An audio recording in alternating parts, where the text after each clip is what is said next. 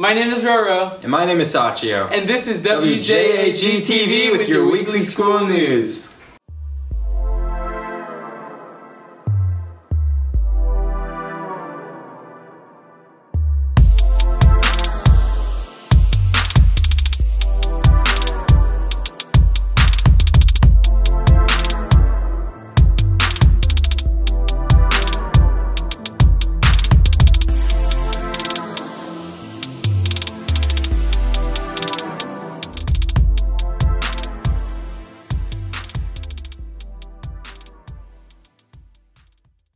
Recently, a new restaurant called Maepole opened on Chase Street, providing a healthy variety of foods. Jake Gunnerman went to check out the menu.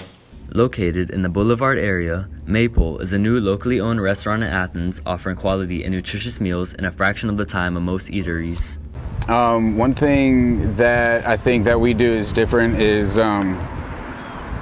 it's really fast food, but it's all veggie heavy. You're gonna get a lot of like really simple basic ingredients, you know, everything that people can pronounce. We don't use any artificial flavorings or ingredients anywhere on the menu. One of our most popular items right now is the kale and red cabbage slaw, and what else? The sweet potatoes are hugely popular, and then the Peruvian chicken really sells a whole bunch. Hormone-free and grass-fed beef have been shown to decrease risks of cancer and heart disease, making it a safer beef option. I think it's important for people to eat it just to incorporate less artificial ingredients into their diets, you know, even starting at the source. But I also think it's important to the lives of the livestock and their quality of life as well. Increased trends of healthier lifestyles has made Maepole a restaurant of choice to many residents of Athens. Athens has taken really kindly to it, especially with yoga trends and CrossFit trends, and as you know, people kind of generally you know, start incorporating more healthy, active lifestyles. We get a lot of folks coming from those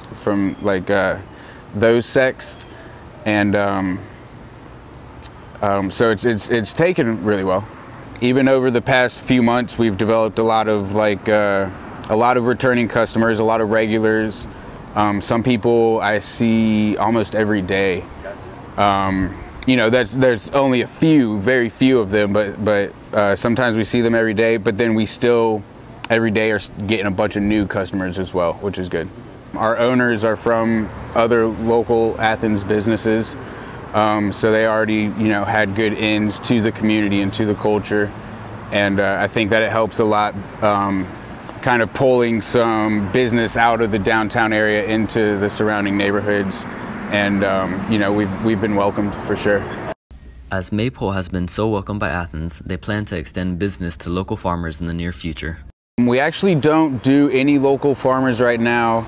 Our first year is going to basically be a trial period so we can figure out how much of what products we're using and going through, and then hopefully in the future we'll be able to partner with local farmers and be able to plan in advance so that we can have the amount of product that we're going to need through the seasons.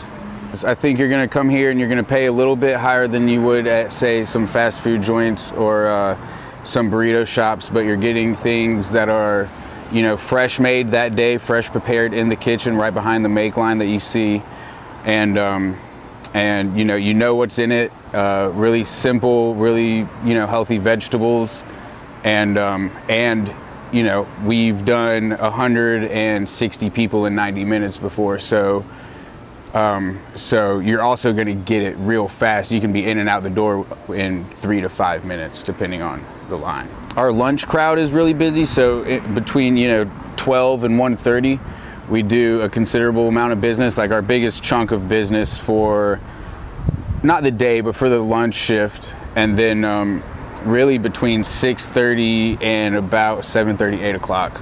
Maepole is open Monday through Saturday, 11 a.m. to 9 p.m. and will be open Sundays soon. I can't wait to head down to Chase Street.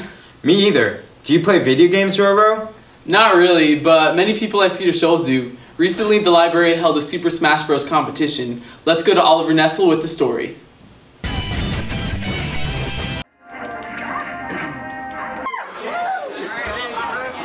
For the last few weeks, a video game tournament has been taking place in the morning in the far corner of the Cedar Shoals Library. The video game, called Super Smash Bros. Brawl, pits many classic Nintendo characters against each other in a battle for supremacy. The presence of the tournament has attracted a sizable number of competitors, as well as people just curious about what exactly is going on. As the tournament comes to a close, we went to find out how video games are being used as a tool for education. A big part of it was wanting to encourage students to actually come into the media center. I figure once we get bodies in the door, we can get books in their hands. The other part is that video games are fun. I don't know that the perception of video games has necessarily changed a whole lot. A part of what's happened with them is that video games have been used by educational entities like schools or like, tutoring programs or like universities, but I don't think the public perception has changed a whole lot beyond, guys drinking Mountain Dew in the basement. I think that there's a lot of video games that come out and that are educational that nobody actually wants to play, and then I would say no, that's not very effective. I think that it can be incredibly helpful. Again, it has to do with how it's used. But yeah, I mean, there's absolutely a place for it. If it engages people, then it's a good thing. There's absolutely no educational value being utilized right now, but we are seeing students that we don't get to see normally in classes, and that allows us to make connections with people and to reach out. And that in itself has educational value. It seems that video games in schools is not something everyone can agree on. To understand who supports it and who doesn't, we talked to teachers and students from around Cedar. As a kid, growing up, I used to play video games a lot, and that helped me when I wasn't doing so well in school, just to get my mind off school. But definitely, you can't forget about other extracurriculars that you have outside of school, and that might help your mindset going into school because you have something to look for. I mean, there's different genres, there's definitely already been video games that have been planned for education purposes. I mean, it really just depends on your mindset for the whole video game school balance. But yeah, I think so. They have a place, if not in the classroom, at school for some type of break for students and kids. I think it's a good way for teachers like me can relate to students who might play video games. So I think in that aspect in the classroom right now, it's easy to relate to some kids, that you can use it as real world examples, things like that. When I was teaching in middle school, a lot of the kids would just blatantly play Fortnite in the middle of class on their phone. They can definitely be distractions, especially when they get as popular as games like Fortnite and they're easily accessible on a mobile platform. But I think that's the big negative, is students playing it in the middle of class, not participating in school. If you're a fan of Super Smash Bros. But you didn't get to play in the tournament, contact Miss Mills in the library to see how you can join the first Smash Bros. Club that they're forming. That sounds like fun. Another fun event took place in our community 3 weeks ago at Sandy Creek Nature Center. I went to the Above Athens Balloon Festival. Check it out. On September 22nd, Athens-Clarke County Leisure Services Department hosted the Above Athens Balloon Festival. Citizens had the chance to come out to Sandy Creek and ride a hot air balloon, among other activities. We came out here today to just have a good time, hang out, spend some time with the family. I think we were excited to bring our kids. They've never seen anything like this, and I think it's neat when the community does something new and interesting. I mean, it's kind of a unique thing. There's face painting. There's the dance party. They're having this thing called the Daffodil Dance Party. So they had exhibitions, and then the kids can go dance. The Little Athens Museum is here. So they were doing, they had all their construction toys out for the kids to play with. And then, of course, everything the park has, the playground. My son had fun in the lake. So yeah, we've had a good time. It has been great. My kids, my daughter, not kids, is really enjoying it. We are really enjoying it. As you see the sweat, I'm dripping. We've been having an amazing time here. The music was really fun, and that made make the moves very much harder with the splits. And the music just makes me even happier. It makes you happy? Yes. I'm glad we did a shoot. Let me see the shoot one time. Well, I'm just a Michael Jackson fan. We haven't spent too much time there, but we were watching a girl do ballet, and my son thought that was really cool. He's 3, and he just started ballet, so he thought that was neat watching the girl.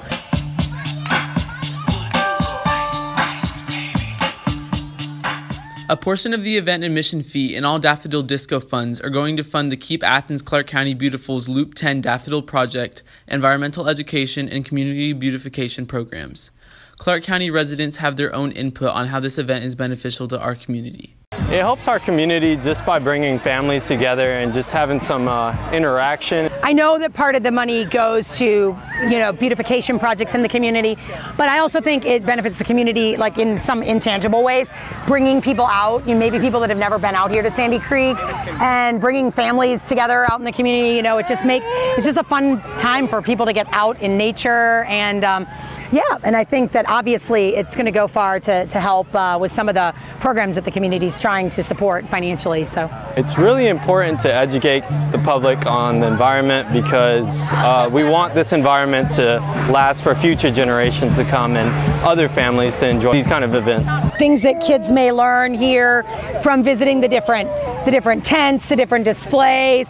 And again, I just think that if kids are exposed to it over and over, it will become second nature for them, that this is what we do. We take care of the place that we live, and try to reduce our impact. It's a new generation, so you need to instill certain things that matter in caring for your planet, your surroundings, the nature around you, so that it continues to flourish for generations on.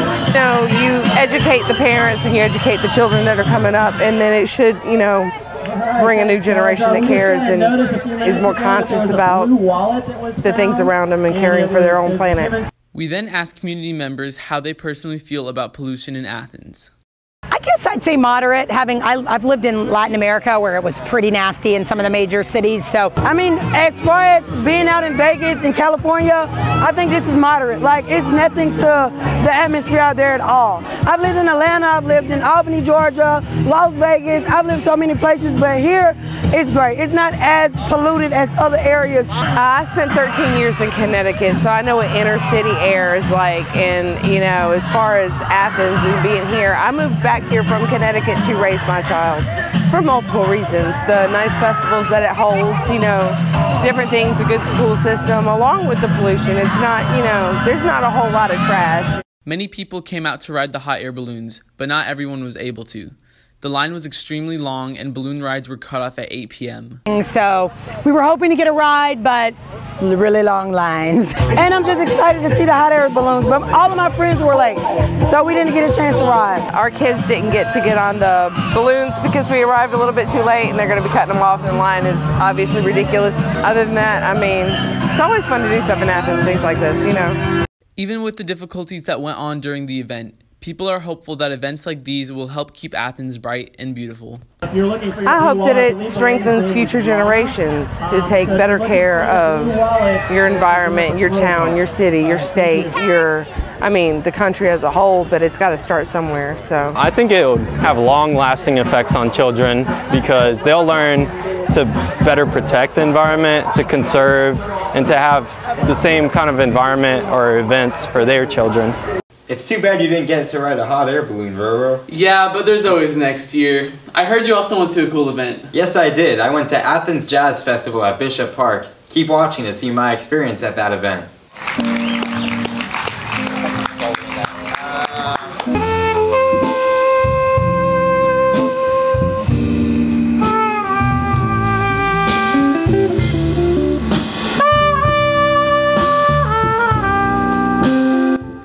On September 22nd, Jazz Athens, Georgia hosted their annual Jazz Festival, where musicians from around the city and area came to show their appreciation for a genre of music that isn't widely appreciated today.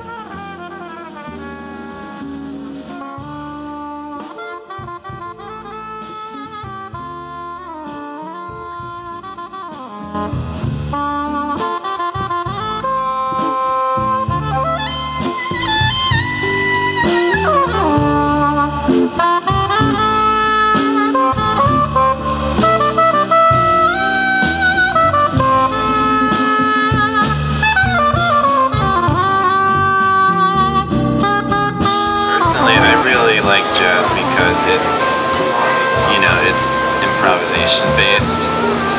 You don't have the notes ahead of time, so it takes a lot of emotional but also technical skill blended together to get people who can be playing together and just on the spot make something that makes sense, you know, because you play jazz, you have some format and structure, but there's so much you can do within that, especially if you're really confident and really responsive.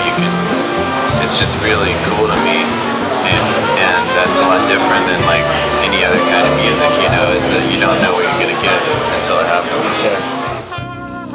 Many jazz fans and vendors came to Bishop Park to watch a day full of jazz band sets. Some came from as far as Mobile, Alabama. I run Soul Heaven Cafe in Mobile, Alabama. And we were offered this event by a friend, and we just decided to come down here to assist her on this event, and it was pretty decent, and we enjoyed the trip. Well, you know, it's just me loving a different variety of music, and coming down here, and they had some real good bands down here today, and I really enjoyed the music. I'm into jazz. I grew up singing with my grandpa, who played a lot of the old standards, and he knew it more in a popular sense, not so much jazz, but my mom also sang, and I learned the old songs, and I had an old soul, and I just grew and grew and grew in my interest and love of old music, not just jazz, but old music. And when I got to college, I really started to develop my love for jazz. Jazz it's the American art form.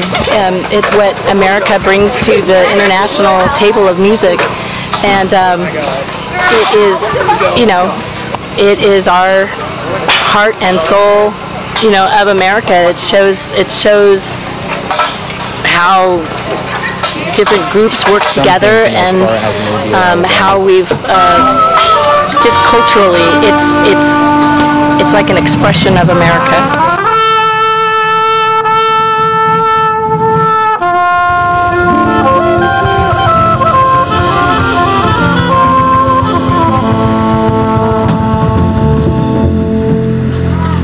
That music was really nice. I thought so too. Before we close out today, here's your sports news.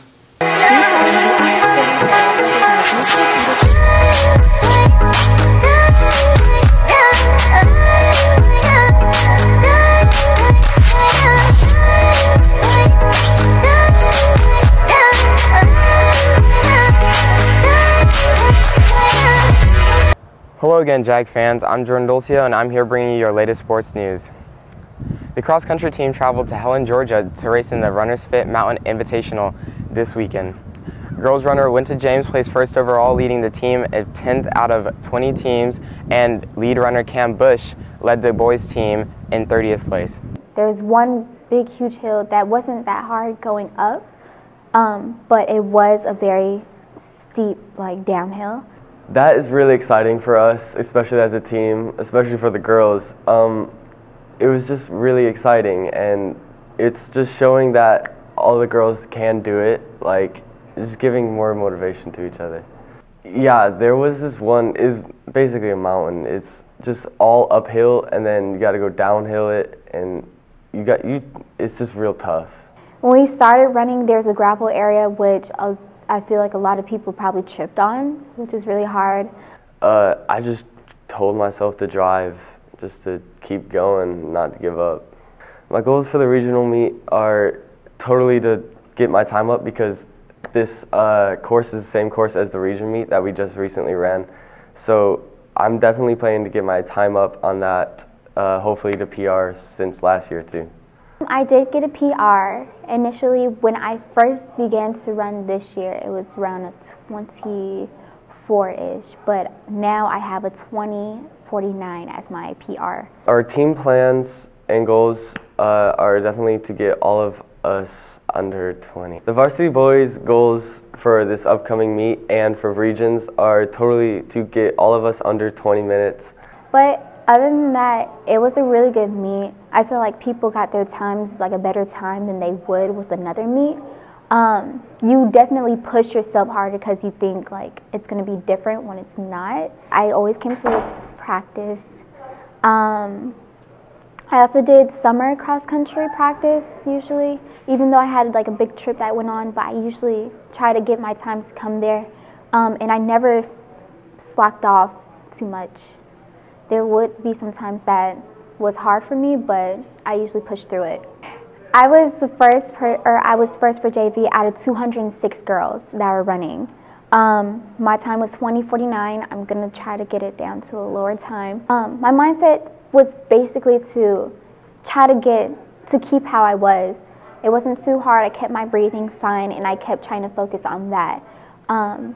But within that, I was just thinking everybody was crazy because I thought I was in first place. That's all for this week's WJAG-TV Sports News. I'm Jordan Dulcio, and now back to the studio.